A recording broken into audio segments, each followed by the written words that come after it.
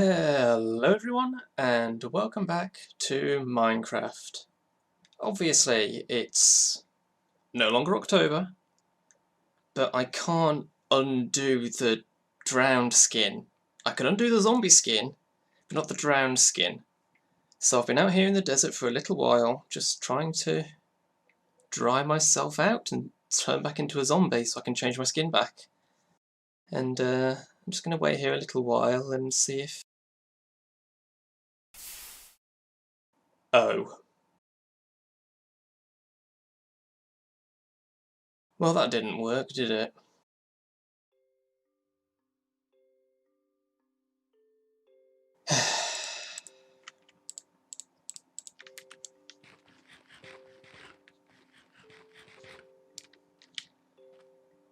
I guess I'm stuck like this now. That's annoying. So, a few things have changed on the server. We've done another vote, and we've got a couple more data packs. One is fast leaf decay, which is just, you know, why wouldn't you want fast leaf decay? Because leaves take forever to decay. We've also got one that's pertinent to what I'm going to be doing today, and then there's also the data pack that I designed myself.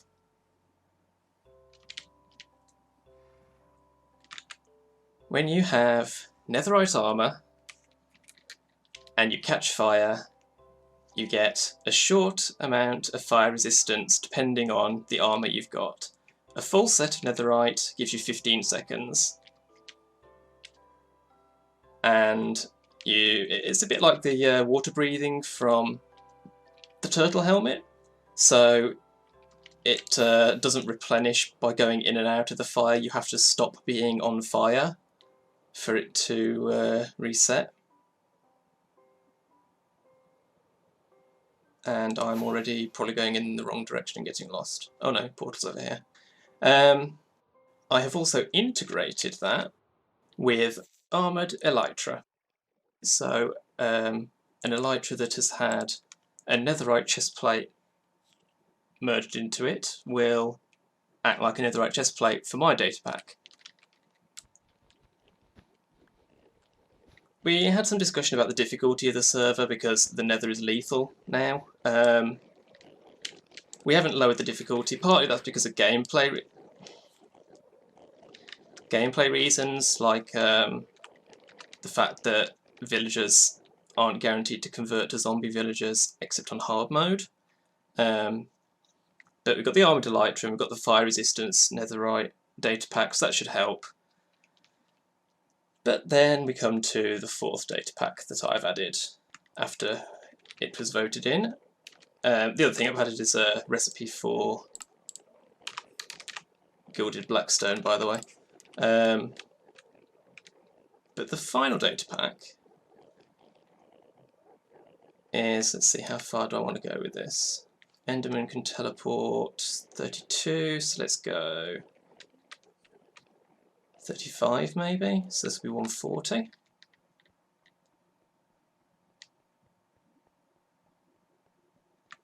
That should do. I'm going to be building a little something in the end. It doesn't have to be in the end, but the end is easier because I need ender pearls for it. And that's because I have added the Shulkamites mob data pack, which the way that works is when an endermite reaches the end of its despawn timer after 2 minutes, if it's on top of a block of purpur, it will infest the block and turn it into a shulker. So it's farmable shulkers. And I'm going to build a shulker farm. I was actually planning to do a couple of progress updates on this, but I've actually gone ahead and finished the whole thing. The Endermen are a surprise. They seem to be able to spawn on top of chorus flowers, which is just weird. this place is supposed to be Enderman proof. It's well lit on this full block level, and this path is not spawnable and it's well lit over there, and it's slabbed on top of that thing. So that's annoying. Anyway, this area is for farming a bit of chorus fruit to craft into purple blocks. They go in there. I've just done some more.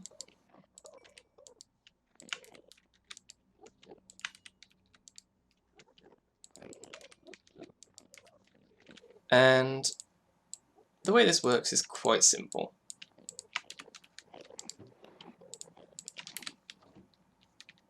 This is a kelp farm, just to get fuel to do the smelting.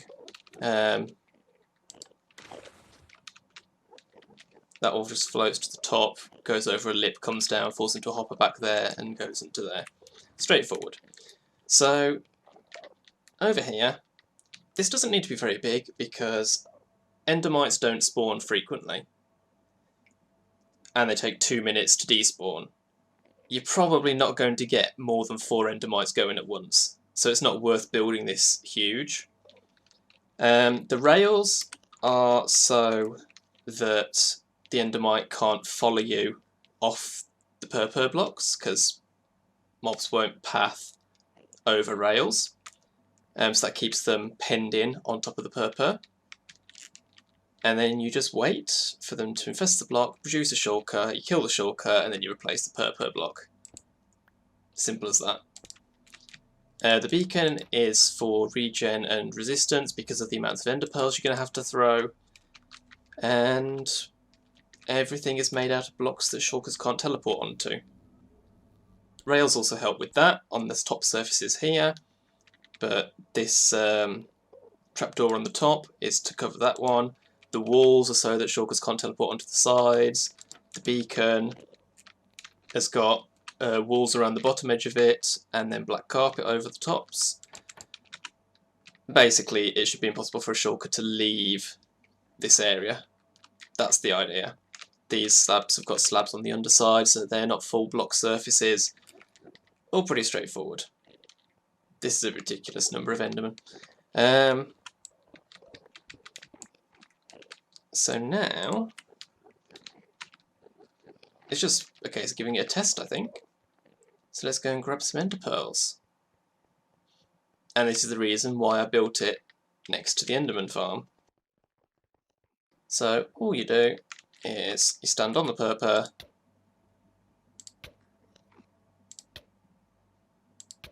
there we go, there's one.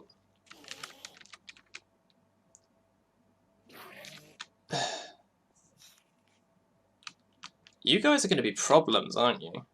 Am I going to have to put a roof over this so you can't get in here? I think I am, aren't I? A slab roof.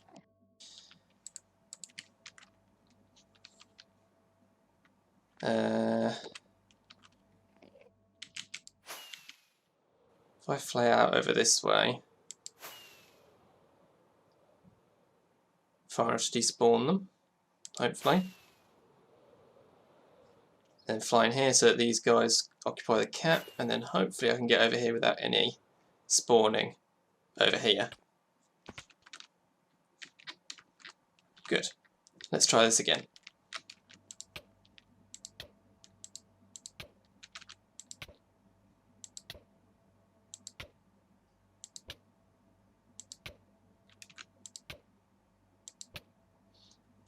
I'll say, you're not going to have more than 4 on the go at once because it takes so long to spawn endermites sometimes. There we go. And all I have to do now is wait 2 minutes.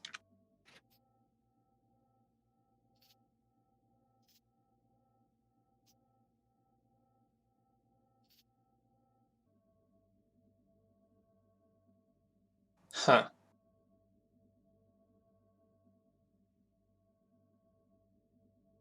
Did I forget to re-enable the data pack after I...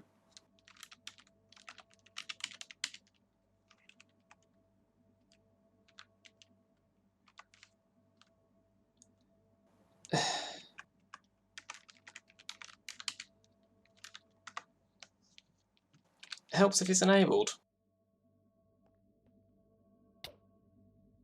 There was some testing that I was doing, and I was disabling the data packs, and yeah. Any second now.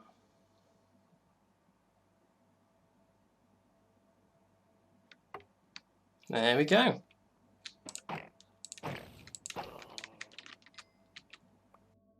Just like that.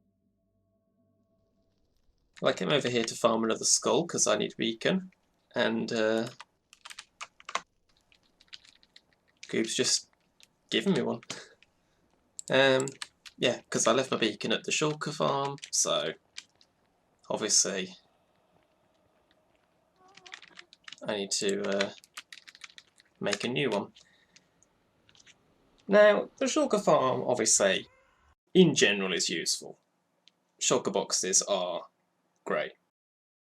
But there is actually a really specific reason why it's good now.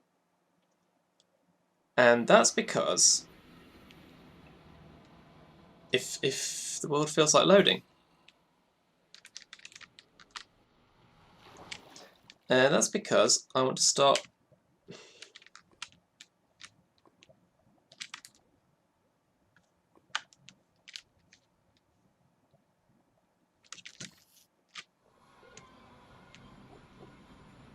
I'm not flying over the void. I'm staying on solid ground if it's going to be like this. Storage. I want to start on my storage system. And that's the other reason I want a beacon, of course, because I'm going to be digging out space for it. And it's going to be a hybrid system. It's going to have a couple of modules of Tango's system for shulker boxes. Then it's going to have several modules of Ilmango's shulker box packer with a slight amendment for the changes to redstone in 1.16. And then it's going to go back to Tango's for the remaining chests for everything else, like I had last season. So, fairly straightforward. It's going to be a reasonably large room. I've already sort of designed what the room's going to look like. I need to work out how I'm going to join it onto everything else. The interior of my base, I feel, is going to be a real mixture of different style rooms. And I'm like, do I want to try and blend them, or do I want to just have completely different rooms next to each other? I don't know. Haven't decided yet. Let's grab cement pearls. Might as well get a few more shulker shells while I'm here. I can't decide if the Endermen were spawning on top of the chorus flowers or not. I suspect they actually weren't, and they were just getting here some other way, because, I mean, there aren't any here now. So I don't know.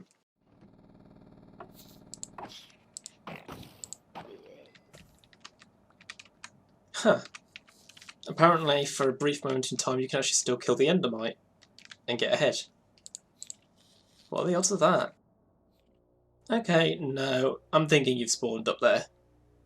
That is super weird, though.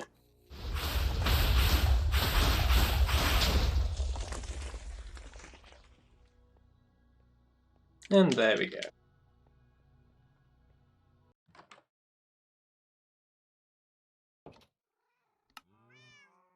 Fresh beacon.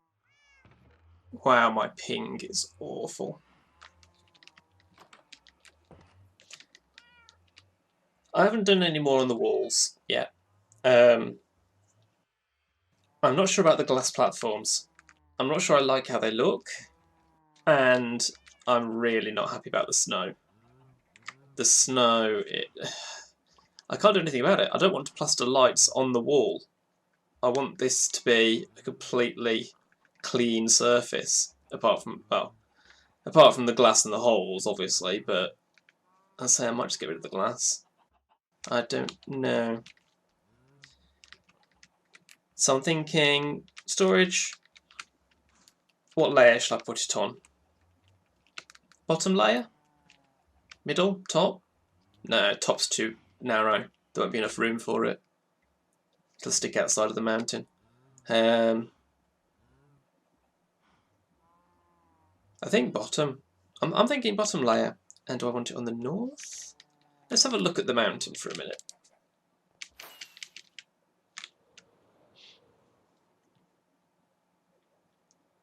Yeah, there's definitely the most space on the north side, I think. East side is also good.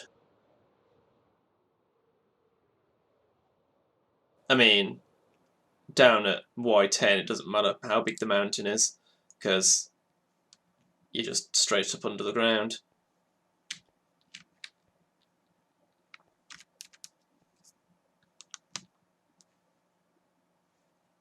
This is tiresome.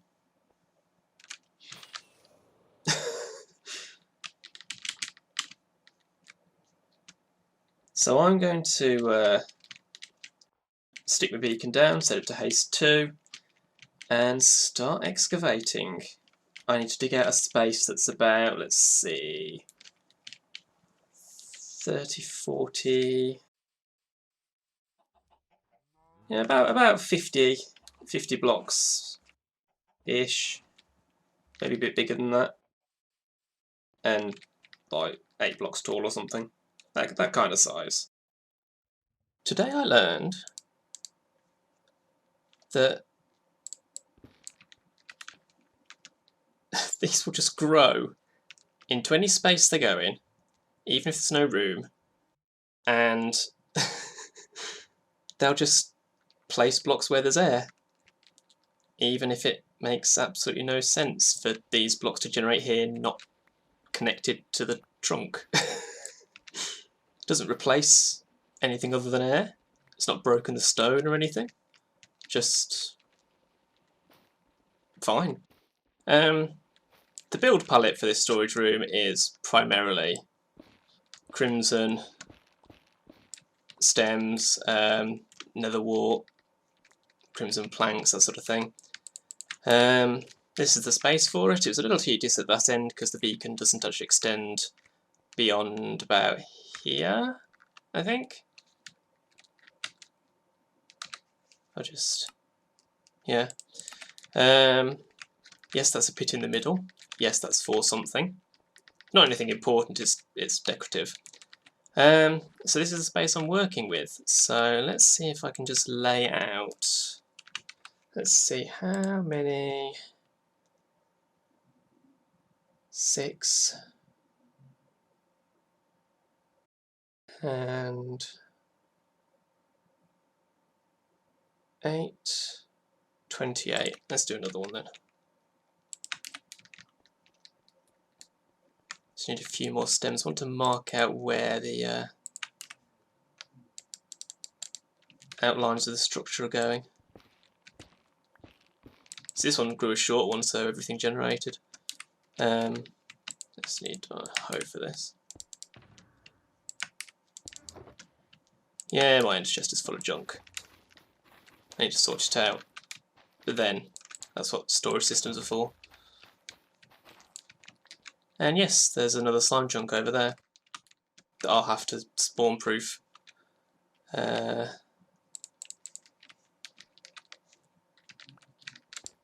more should do it. Look at that, just a bare stem. It's quite funny. Okay, so how wide is this thing? From the centre of the pit, it's 1, 2, 3, 6, 7, 8, 9, 10, 11. 1, 2, 3, 4, this way actually. 1, 2, 3, 4, 5, 6, 7, 8, 9, 10, 11. So that's going to be there. And then 1, 2, and there.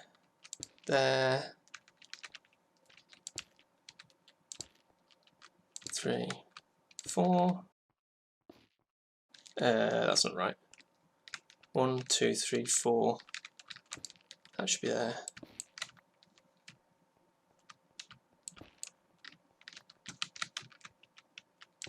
And there. So, this is going to be the entrance.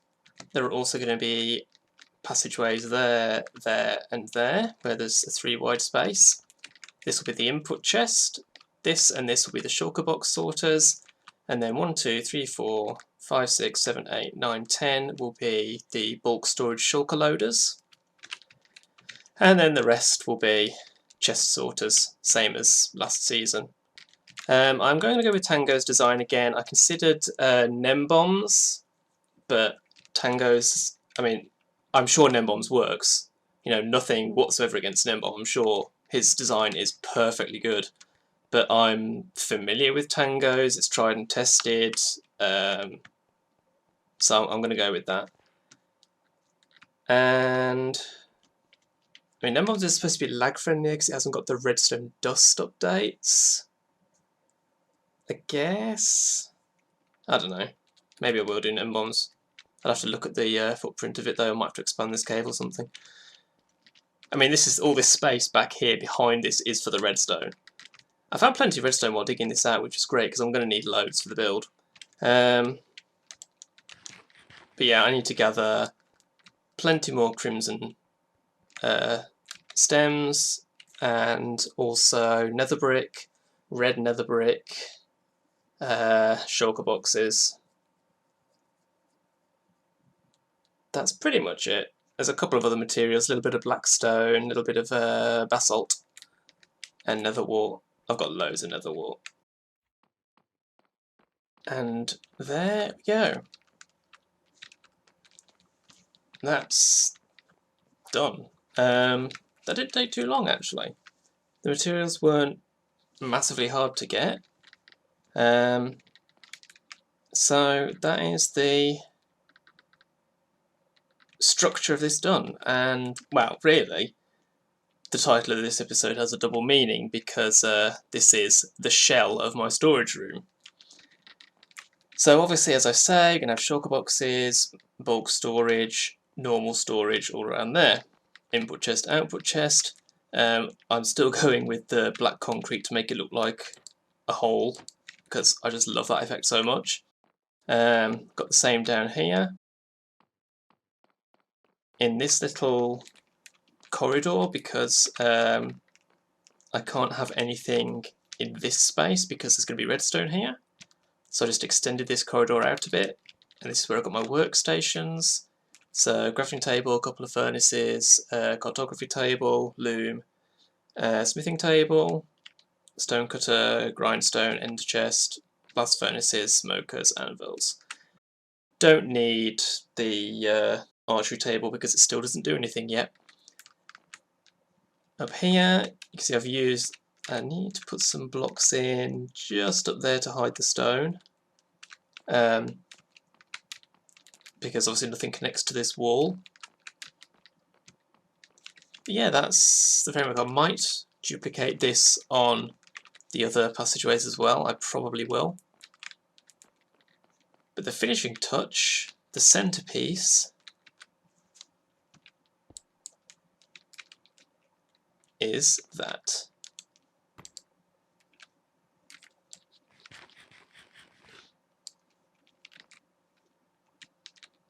The idea being that you can't see the bottom of the pit from outside the wall.